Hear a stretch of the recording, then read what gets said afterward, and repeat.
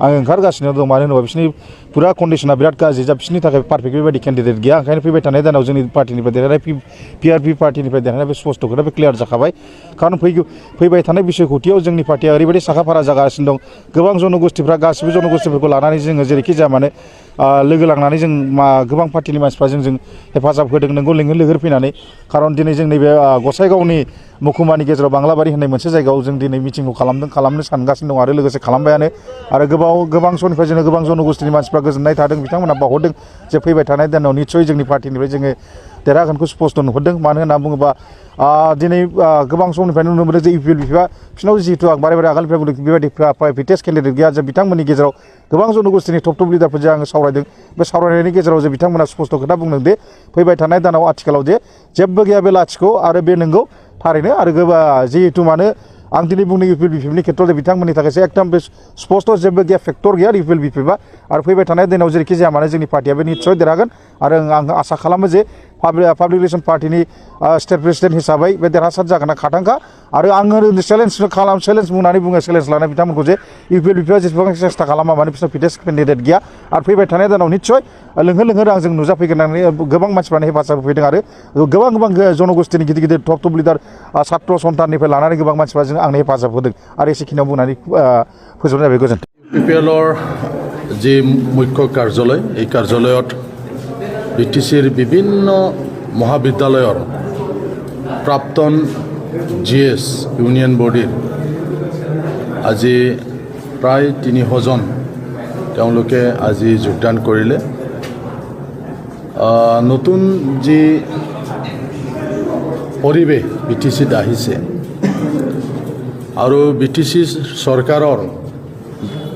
যি কাম কাজ বিশেষকৈ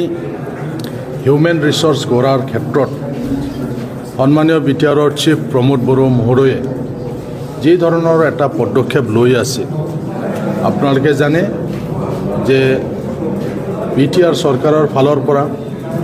ইউপিএছচি কোচিঙৰ কাৰণে দিল্লীলৈ পঠোৱা হৈছে আৰু তেওঁলোকে কোচিঙত আছে একলব্য বুলি যি অনুষ্ঠান সেই অনুষ্ঠানত তেওঁলোকে কোচিং কৰি আছে ইয়াৰ বাদেও MBBSৰ কাৰণে গুৱাহাটীত LN অনুষ্ঠানত এতিয়া প্ৰশিক্ষণ চলি আছে কোচিং চলি আছে ইঞ্জিনিয়াৰিঙৰ কাৰণে কোকৰাঝাৰত ডিষ্ট্ৰিক্ট লাইব্ৰেৰীত যোৱা বছৰৰ পৰাই কোচিং দি থকা হৈছে য'ৰ পৰা বহুকেইজন ছাত্ৰই IITত এডমিশ্যন পালে NITত এডমিশ্যন পাইছে আসাম ইঞ্জিনিয়াৰিং কলেজত এডমিশ্যন পাইছে CITকে আদি কৰি বিভিন্ন ইঞ্জিনিয়াৰিং অনুষ্ঠানবিলাকত তেওঁলোকে এডমিশ্যন পাবলৈ সক্ষম হৈছে এইবিলাক দেখি বহুতো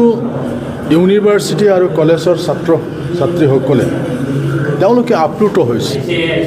যে এই যে চৰকাৰ এই চৰকাৰৰ যি কাম কাজ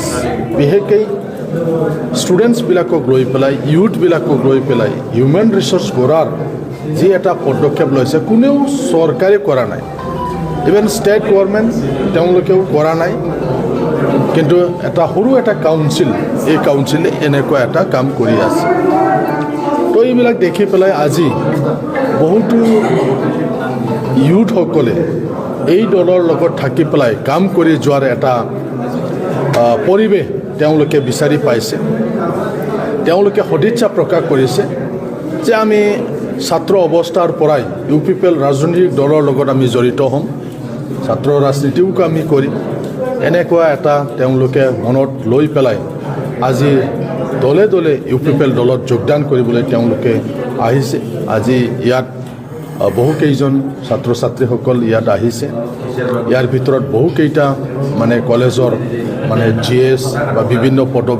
পদবীত থাকি কাম কৰা ছাত্ৰসকল আছে যিসকলে গ্ৰেজুৱেশ্যন তেওঁলোকে কমপ্লিট কৰিলে কিছুমান আছে মাষ্টাৰ ডিগ্ৰী তেওঁলোকে কমপ্লিট কৰিলে এনেকুৱা এটা প্ৰমোদ বড়োৰ যি নেতৃত্ব সেই নেতৃত্বৰ লগত থাকি পেলাই তেওঁলোকে কাম কৰাৰ এটা হাবিয়া তেওঁলোকৰ আছিল আৰু আজি তেওঁলোকে এই দলত যোগদান কৰি পেলাই এই হাবিয়াটো পূৰণ হ'ল বুলি তেওঁলোকে কৈছে 133 সংখ্যক ডুৰাণ্ড কাপৰ কাৰণে আৰ্মিৰ শীৰ্ষ বিষয়াসকলে যোৱা সপ্তাহত আমাৰ লগত আলোচনা কৰিছিলে আৰু যোৱা বছৰটোত কেইখনমান খেল লাষ্টৰ ফালে হ'ব নোৱাৰিলে কাৰণটো হৈছে বৰষুণৰ কাৰণে তো আমাৰ কোকৰাঝাৰত আমি এই চাই ষ্টেডিয়ামটোকে ডুৰাণ্ড কাপৰ কাৰণে আৰু বেলেগ বেলেগ খেলাৰ কাৰণে আমি ডেভেলপ কৰিছিলোঁ সোনকালে ডেভেলপ কৰিব পাৰোঁ হিচাপে ডাঙৰ ষ্টেডিয়াম হোৱাৰ আগত তো এই বছৰ বৰষুণ পৰিলেও যাতে খেলটো হৈ থাকিব পাৰে ইয়াৰ কাৰণে টেকনিকেলি ফিল্ডটো অলপ ডেভেলপ কৰিব বিচাৰিছে স্প্ৰিংকল লগাই বেলেগ বেলেগ টেকন'লজি ইউজ কৰি ৱাটাৰ ড্ৰেনেজবিলাক ঠিক কৰি পেলাই কেনেকৈ বহুত বৰষুণ হ'লেও যাতে খেলাটো হ'ব পাৰে আৰু এই বছৰ অলপ বেছি খেলটো আৰু বেছি মানে কৰাৰ কাৰণে আমি চিন্তা কৰি আছোঁ তো সেইকাৰণে আজি আমাৰ এক্সপাৰ্ট টিম আৰু আমাৰ লোকেল ইঞ্জিনিয়াৰ আমাৰ নিজৰে একেলগে আমি ইয়াত পৰিদৰ্শন কৰিছোঁ আমাৰ চাইৰ বিষয়াসকলো আছে ইয়াৰ কোকৰাঝাৰ চাই ষ্টেডিয়ামৰ তো মই আশা কৰিছোঁ যে এইটো আমি ডেভেলপ কৰাৰ পিছত এইবাৰৰ ডুৰাণ্ড কাপটো ইয়াত খুব ভাল হ'ব আৰু এইবাৰ মানে ছেমি ফাইনেল নহ'লেও কোৱাৰ্টাৰ ফাইনেললৈকে ইয়াত মানে খেলাৰ কাৰণে আমি কৈছোঁ চ' সেইকাৰণে আৰ্মিসকলো চিন্তা কৰি আছে তো আমি এডভান্স এইটো ডেভেলপ কৰাৰ কাৰণে আজি প্ৰথম আমি পৰিদৰ্শন কৰিছোঁ একেলগে প্ৰিলিমিনাৰী ডিছকাশ্যনটো কৰিছোঁ ইয়াৰ পিছত টেকনিকেল কামখিনি আৰম্ভ কৰিম आं सिगां BPF दलावहाय आं मेम्बार मावबोदों 5 बोसोर मेम्बार मावनानै आं दिनै बे BPFL दोलोआव आं दिनै जइन जाफैबाय दा आङो जइन जाफैनायनि खारनानो जाबाय जोंनि गामियाव गोबां दा मावनांगौ खामानिफोर दङ बे खामानिफोरखौ जोङो मावफुंनो थाखाय दा जोङो दिनै बे दलावहाय जइन लाफैदों मा मा समस्याफोर दङ दा गोबाव सम बिटिसिआवहाय BPF सरकारा सालायनानै थांबाय नोंथांमोननि गामियाव एसेबो सरकारनि जौगाथाय खामानिफोरा सहैयाखै जोंनि गामियाव दा गोबां दा लामानि असुबिदा जानानै दङ दा दंग'आवबो खालबार गैया दंग'आव खालबार नांगौ आरो लामायाथ' लामा एकदम हाद्रि जानानै दङ दा असुबिदाया बे लामाया बिसेसकरि असुबिदा जानानै दङ दा बेखौ जोङो दा मावनो थाखाय दा गोनांथार नोंथांमोना साबेसे जनसो BPFनिफ्राय सारनि न'आव आखाइ हमफैदों दिनै जोङो 7 जन फैबाय BPFनि गोजामोन गासिबो औ BPFनि गोजामोन जों दा UPPLआव थानानै UPPLजों मोजाङै खामानि मावलांनो सानदों औ जोङो बेखौ UPPLआव थानानै जों मोजाङै मावनो जों सानदों थांनाय सरकारा नोंथांमोननि नांगौखौ सुफुंना होआखैमोन नामा नांगौ बायदि सुफुंनो हायाखै थांनाय सरकारा आंनि मुङा राफेल नार्जारि बिस्पानि गामिनि आं 2005निफ्राय आं BPF पार्टियावहाय जइन जादों गिबियावहाय आङो इयुथआवहाय बेबायदिनो एसिस्टेन्ट सेक्रेटारि आरो सेक्रेटारि गोबां मावबोदों बेनिफ्राय जोबथा समावहाय आङो BCDCनि 5 बोसोर मेम्बारबो मावबोदों बे समावहायनो टार्म जोबनाय बेवहायनो माने जोंनि बे BTC सरकारा बायनानैहाय UPPL बे बिटिआर सरकार जादों दा बे समावहाय आंनि माखासे एक्सपिरियेन्सफ्रा बेनो माने आं गोबाव सम इयुथनावबो आरो BCDC मेम्बार मावबोदोंमोन नाथाय मोनसे आंनि न'खराव मोनसे घटनाबो जादोंमोन आं बेखौबो दिनै नोंथांमोननि सिगाङावहाय बुंनो गोसो जायो मिडियानि गेजेरजोंहाय आंनि सासे गथ' दंमोन 15 बोसोरनि गथ' बे डन बस्क' स्कुलाव फरायगासिनो दंमोन बे उन्दै गथ'आ केन्साराव गोलैनानै दंमोन आथिङावहाय आं गोबां सम बेखौहाय फाहामनो नाजादोंमोन आं रुलिं सरकारनि BPFनि माखासे जोंनि दैदेनगिरिफोरनिफ्राय गोबां आसा खालामदोंमोन नाथाय आङो एसेबो सहाय मोननो हायाखै दिनैहाय जेब्ला आङो माखासे UPPLनि लिडारफोरखौ लोगो लानानैहाय जेब्ला आङो टाच खालामो अब्ला बे समावहाय जोंनि MLA जयन्त सारा डाइरेक्टलि आंनि न'आव थांनानैहाय बे आङो 50,000 रांखौ केस होनानैहाय आंनि गथ'खौ दाहायनायाव हेफाजाब होदोंमोन नाथाय आनलाकि आंनि गथ'आ फाहामथायखौ मोनाखिसै थैनानै थांदों अब्लाबो थैनानै थांनांगौ बे मोनसे इसोरनि लेंहरनाय नाथाय आङो MLA सारनिफ्राय सहायखौ मोनदों 50,000 रांखौहाय बेबायदिनो सहाय मोननायनि थाखाय आं गोबां खुसि मोनदों आं बिथांखौहाय माबा मोनसे फिसा दानफोरनि गेजेरजों सहाय होनो हायाखै एबा थेंक्सबो हैनो हायाखै बेखायनो थायैहाय अब्लाबो आङो BPF सरकाराव थाबाय थाबावदोंमोन नाथाय बेसे BPF सरकाराव थाबाय थाबावनो होननानैहाय जोङो दिनैहाय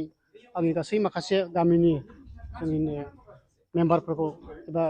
सुबुंफोरखौ लानानै जोङो जयै रायलायलायबाय जों बेसे अपोजिसनाव थाबावनो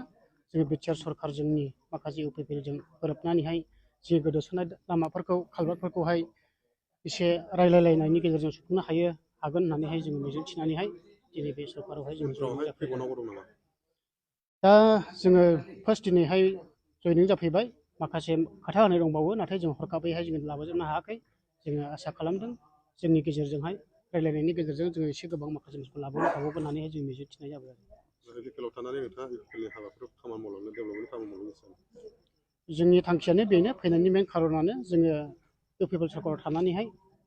जोंनि इउपिपिएलनि माखासे गाहाय लेभेलनि प्राइमारिनि बिसिडिसिनि माखासे दैदेनगिरिफोरजों जों सिथाबफानानैहाय जोङो माखासे खामानिखौ मावलांनो थाखाय जोङो थांखि लानाय जादों। आं बिस्पानि गामिनि भुपेश लाक्रा। आं सिगां बिपिएफ दलावहाय आं मेम्बार मावबोदों। 5 बोसोर मेम्बार मावनानै आं